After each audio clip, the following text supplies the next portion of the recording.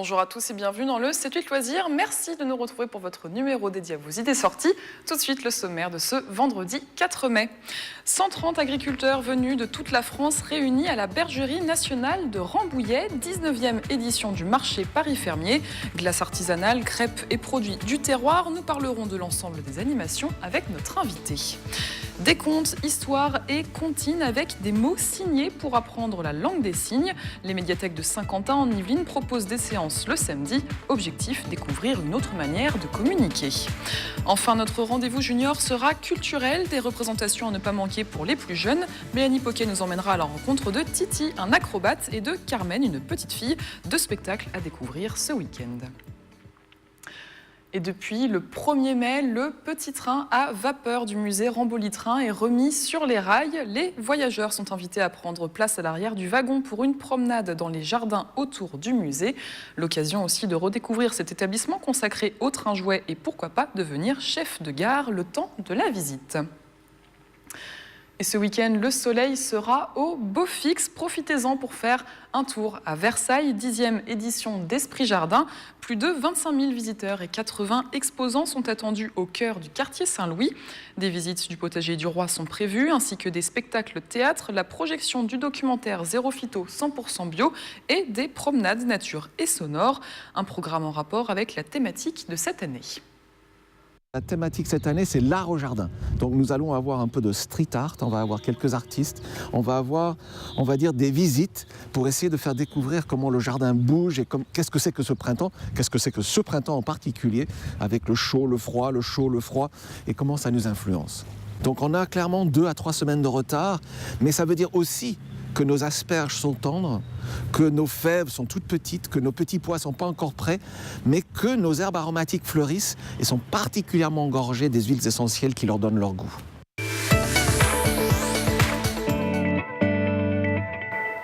Avis aux amateurs du goût et aux amoureux du terroir, vous avez rendez-vous dès ce samedi 5 mai à Rambouillet. Le marché Paris Fermier vous attend. Un événement incontournable pour découvrir le savoir-faire artisanal et agricole. On en parle avec notre invitée sur les images de Mélanie Poquet. Nous sommes à la Bergerie nationale de Rambouillet. C'est ici que va se tenir le 19e marché Paris Fermier. 130 agriculteurs seront là jusqu'au 8 mai pour vous présenter leurs produits. Nous sommes avec Coralie Bell, responsable de l'association Paris Fermier. Bonjour. Bonjour. Alors pendant ces quelques jours, c'est vraiment la gastronomie et le terroir qui sont à l'honneur. Les producteurs viennent de toute la France pour ce rendez-vous. Oui, effectivement, vous avez 130 agriculteurs, donc des gens qui produisent, élèvent et transforment, qui viennent et qui vendent leurs produits en direct et qui vendent du coup leurs produits aux consommateurs, aux visiteurs. Et donc ils viennent effectivement de toute la France. Vous avez des producteurs du Pays Basque, donc un peu plus de 800 km, comme la ferme Elisaldia qui fait du jambon de Bayonne et tous ses produits dérivés. Vous avez par exemple aussi Scarlett Lecor qui vient du fin fond de la Bretagne avec des produits de la mer. Vous avez aussi du vin d'Alsace ou des gens qui viennent aussi dans le Gard avec de l'huile d'olive par exemple. Donc là c'était pour l'aspect salé, il y a beaucoup de choses, mais pour les becs plus sucrés, pour les vrais gourmands aussi, on a des choses. Oui, tout à fait. Alors on a Émilie Bouhan par exemple qui fait des glaces à base de lait de ses vaches et aussi qui récolte des fraises. Donc elle nous propose un petit panel de desserts sucrés tout le week-end, un vrai succès. Vous avez aussi des glaces avec des œufs d'autruche d'Isabelle Perrette. Vous avez aussi des glaces aux confitures de Françoise et Robert Madrias par exemple, ou plein de petites pâtisseries aussi, des biscuits sucrés à base d'amandes et d'olives de Laurence et Jean Aguerre qui viennent du Gard. Voilà, plein de petits produits différents qui peuvent satisfaire les visiteurs. Donc on a vraiment des choses originales, peut-être un coup de cœur sur 1 ou 2 exposants à nous partager. Alors le petit coup de cœur de cette année, je dirais, c'est Chloé Norguet qui vient, donc la ferme de l'étang, qui vient du Perche, une jeune agricultrice qui a repris la ferme de son papa il n'y a pas très longtemps et qui fait de la viande de cerf et de sanglier, donc, et tous les produits dérivés, plats cuisinés, viande fraîche, pâté, saucisson, etc. Donc voilà. On a tout ce qu'il faut pour se régaler en tout cas. Précisons que ces produits qu'on peut retrouver, donc, ils sont en provenance directe des fermes. Vous l'avez dit, ils ont été transformés par les exposants eux-mêmes. L'idée, c'est vraiment de favoriser le local, les petits producteurs. Ah oui, alors là, on est en plein dedans dans le circuit court et vente directe. Ce qui est vraiment important pour nous, c'est de montrer aux visiteurs et consommateurs que quand ils viennent sur un Paris fermier, ils ont en face d'eux l'agriculteur qui donc produit, élève et transforme. Donc si je dois prendre un exemple, par exemple un producteur qui vend ses fromages de chèvre, eh bien il a ses chèvres. C'est le lait de ses chèvres et il fait son fromage. Donc voilà, c'est très important pour nous que le consommateur comprenne qu'en face d'eux, c'est l'agriculteur et les produits qu'il consomme, c'est bien, ça vient bien de la ferme de l'agriculteur. C'est vraiment authentique, le côté. Ah, vraiment authentique. C'est circuit court, vente directe. Il n'y a pas d'intermédiaire, pas de commerçants, pas de revendeurs, etc. C'est pareil dans le vin. Vous n'avez que des vignerons. Il n'y a pas de négociants, pas de revendeurs. C'est vraiment le vigneron qui est en face de vous. Pour les jeunes, pour les plus jeunes, c'est aussi l'occasion de découvrir un savoir-faire, découvrir ce qu'il y a dans nos assiettes aussi, tout simplement, et peut-être discuter sur comment est-ce qu'on fabrique du fromage, comment est-ce qu'on fait du vin. Oui, c'est vrai. Alors là, j'ai un exemple qui me vient en tête. On a un producteur qui fait des pommes de terre et qui, pendant tout le week-end, fait des frites avec ses pommes de terre. Et on a régulièrement la stupéfaction des enfants de voir ce producteur en train de faire ses frites tout le week-end. Et certains se disent « Ah, mais c'est comme ça qu'on fait des frites !»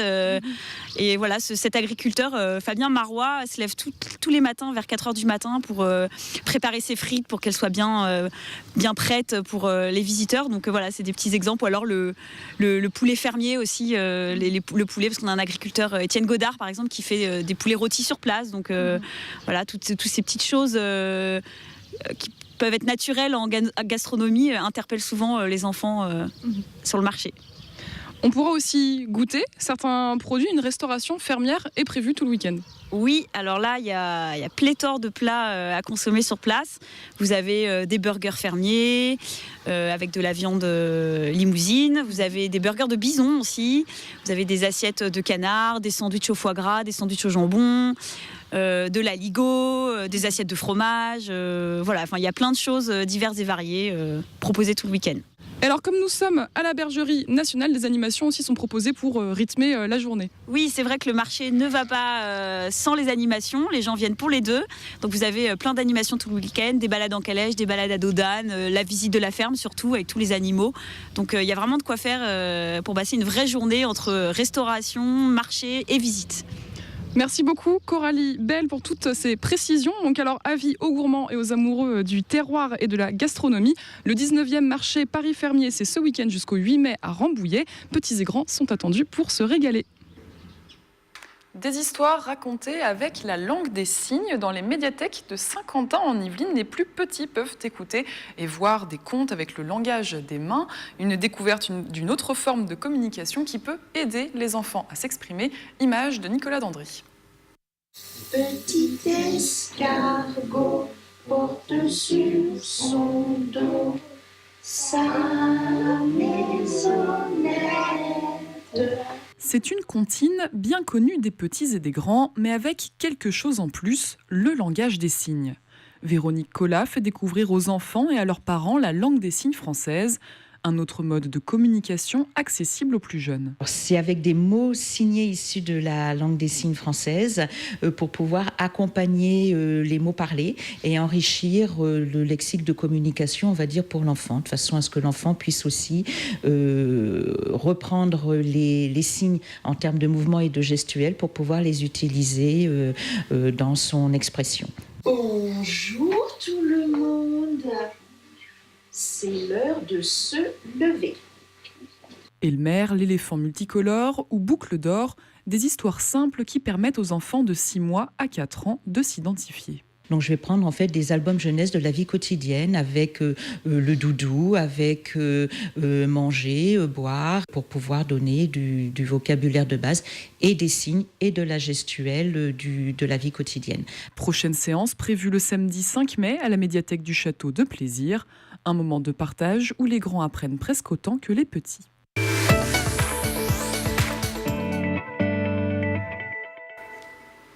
Pour Pour les enfants, ce week-end, 2 spectacles à noter. Mélanie, pour notre rendez-vous des juniors, vous nous emmenez à la rencontre de Titi. Oui, et Titi, c'est un acrobate. Et, ce qui lui plaît, lui, c'est les équilibres. Et il aime tellement ça qu'il en fait avec tout et n'importe quoi. Et il le fait tout seul. Mais un jour, il va croiser Nana, qui est pleine de fraîcheur, de curiosité et de liberté.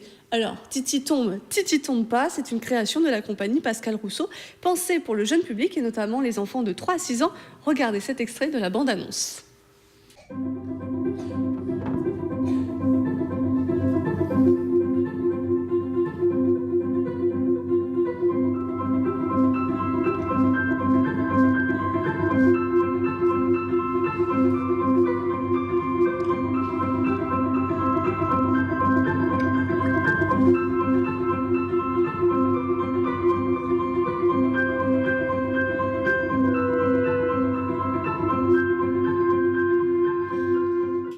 Alors, où aller pour savoir si Titi tombe? Et ben Titi et Nana vous attendent à la Lanterne de Rambouillet ce samedi. 2 séances sont prévues, la première à 10h30 et celle à 17h. Alors, autre lieu, autre aventure à Coignères, c'est l'histoire de Carmen que le public peut suivre.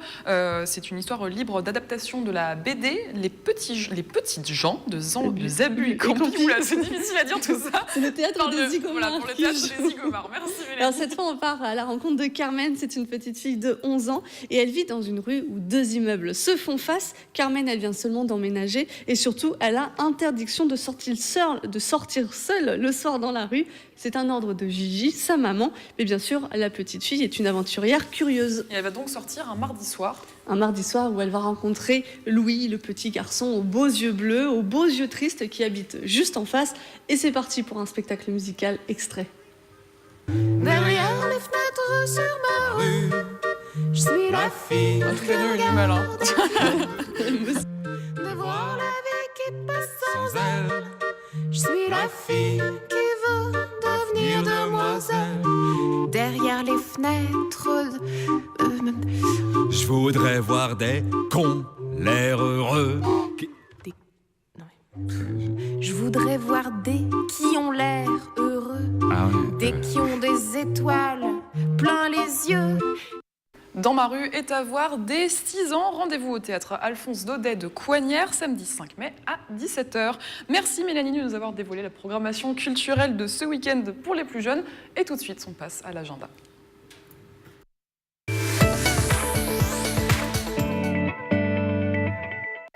Ce samedi, c'est le Free Comic Book Day dans toute la France, un événement venu des États-Unis, arrivé en France depuis 2014 pour faire découvrir ou redécouvrir les comics.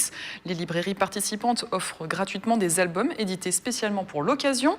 À Saint-Quentin, en Yvelines, le Pavé du Canal, les Furets du Nord et le Cultura des Clés-sous-Bois participent à l'opération. N'hésitez pas à vous y rendre pour en profiter. Et le 7-8 loisirs est maintenant terminé. Merci de nous avoir suivis. Nous espérons que vous avez fait le plein d'idées sorties. On se retrouve vendredi prochain pour un nouveau numéro. D'ici là, je vous souhaite un excellent week-end.